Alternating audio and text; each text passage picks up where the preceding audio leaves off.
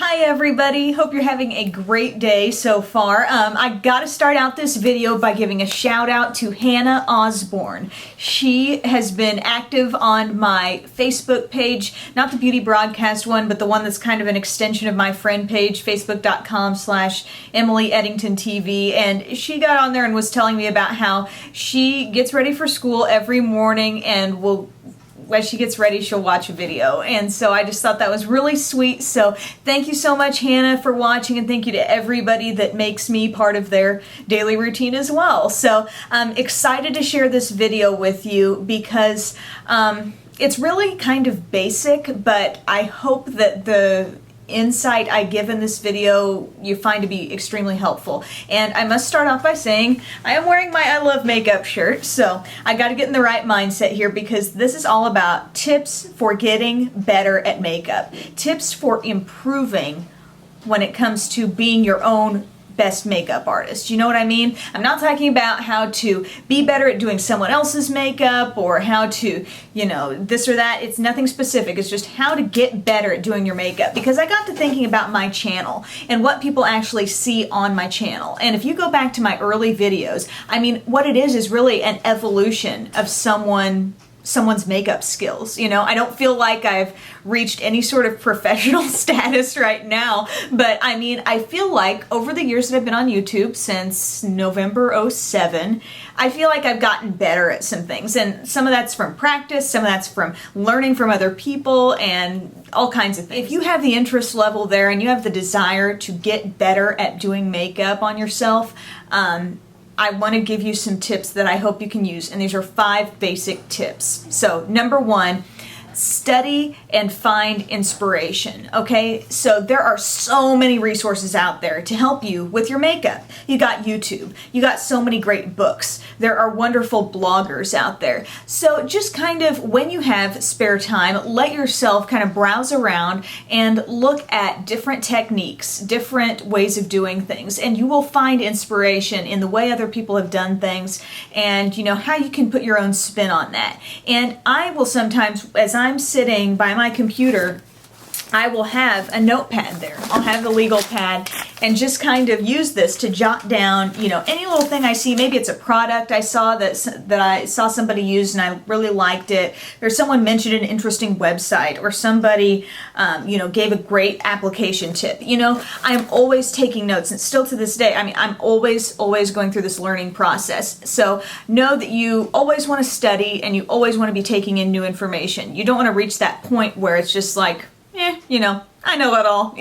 Because makeup products are always changing. Makeup techniques can always be changing. So that's just something to think about. Number 2 is practice. Makeup is not some God-given skill that just because you may be a woman or you may just have the interest level doesn't mean you know how to do it. And it doesn't mean you're just going to be graced with some amazing inherent ability to be good at it. So it does take practice. And I always recommend to people, if you have some day on a weekend or some off day that you have, and you have a couple hours maybe, that you can just sit down and not care about getting out in public or getting out in front of anybody, but just sitting down at your mirror and messing around with some products and just trying totally different looks. You've got to give yourself an opportunity to experiment. Every time you put on makeup should not necessarily be a time when you have to go out and be thinking, oh, well, maybe people will think I look weird with bright pink lipstick, so I don't want to do that. You've got to allow yourself some opportunities to just do whatever you want to do. So that comes under the heading of practice.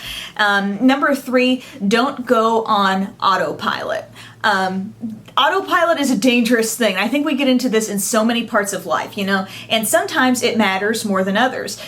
It's okay to probably go on autopilot while you're washing your dishes, or, you're cleaning off the stove, or different things like that. I know what it's like to go on autopilot while you're reading the news. That's the worst thing of all, because sometimes, your mind may be preoccupied with something, and yes, it is something that can happen when you're reading the teleprompter and you realize, oh my gosh, I am just reading, I'm not really thinking about it. It's like when you're hearing a person talk versus really listening to what they're saying, okay?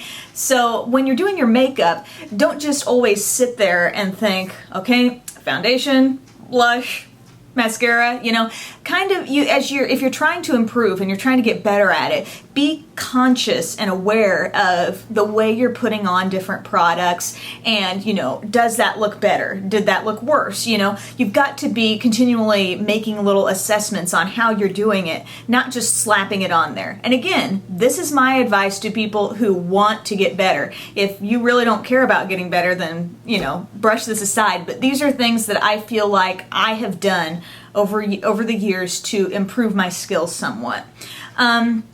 Number 4, vary your products. Don't always reach for the same exact thing. And with the quality of fantastic drugstore products that are out there, you know, you may be able to afford to, you know, find that buy one, get one free deal, take advantage of trying a new lipstick shade or trying a new blush shade. You know, I'm not saying, you know, go out and spend money you don't have or anything like that. That's not what I'm saying at all. But sometimes it just comes down to looking in your collection and saying, I never reach for that. Why is that? Why do I never try that eyeshadow shade? Why do I use, you know, nothing but black eyeliner? So you've got to start to work out of the box, because sometimes you will realize, oh my gosh, this is like the perfect color for me, and I never thought about it because I never reached for it. I got in that habit. I've talked about getting in a makeup rut. That's kind of what I'm referring to with this one. And number 5 is take pictures and possibly even take video of yourself. And, you know, I'm not just speaking to people who want to be YouTube gurus or anything like that. That's not specifically who this is targeted toward at all. This is targeted toward the everyday person that wants to get better at doing their own makeup. And even if you don't, you know, have a professional camera or something like that, if you got a phone and, you know, occasionally after you get done doing a particular makeup look, snap a picture of it. And then take a picture the next day when you try something totally different. Look at the two. See, why do I like this picture better than this picture? You know, what did I do differently? What could I have done better? And I'm not saying be critical and pick yourself apart, because that's not what this whole thing is about. It's about having fun and learning and improving. But so you can't beat yourself up about it, or else this whole thing stops being fun. And that's what I hate to see when I do see people that will post videos and then, you know, somebody's nitpicking them on one little thing or another. It's like, why can't we just encourage people? Because everybody's just trying to get better, and let's just be supportive. But you be your own biggest fan instead of your worst critic, but try to assess things and try to look at things, kind of step out of the picture for a second and think, okay, I did this makeup look, I did this makeup look. Oh, hey, they're both pretty good, you know, but I think I'm going to try doing more of this strategy than this other one. So, that's what I'm trying to get at. That's my 5 points on how to get better at doing your own makeup. And again, this is not geared at any one particular area of people, but these are just some things that I found over my time doing makeup ever since back in, you know, 7th grade or something like that, 8th grade. I don't even remember exactly when, but ever since that time, these are the things that have kind of made a difference for me. And I think these hold true for any person, any skin tone, any, you know, any background, whether you're just starting now or whether maybe you're in your 50s or 60s and you're just picking up your first makeup brush. So thank you so much for taking the time to watch this. I hope it was helpful for you, and have a great day.